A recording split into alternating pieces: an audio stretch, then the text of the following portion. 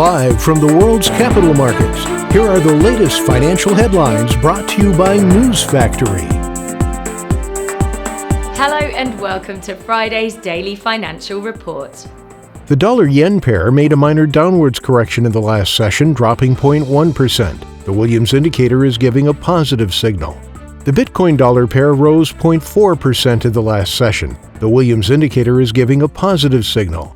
The gold-dollar pair saw a minor rise of 0.2% in the last session. The ultimate oscillator's positive signal contradicts our overall technical analysis.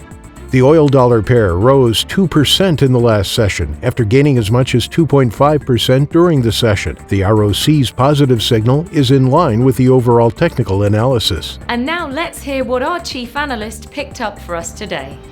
Wall Street edged higher as lackluster jobless claims and mixed corporate earnings sent investors back to growth stocks.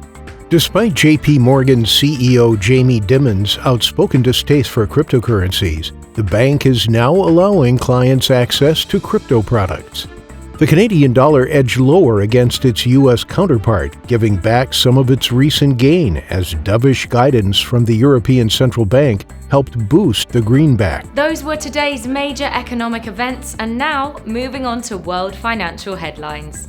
The UK's retail sales will be released at 600 GMT, the US Market Manufacturing PMI at 1345 GMT, the US Market Services PMI at 1345 GMT.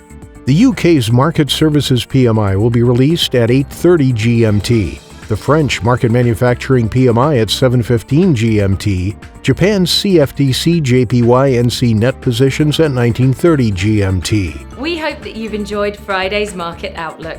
On behalf of all of us here, we wish you a productive trading day.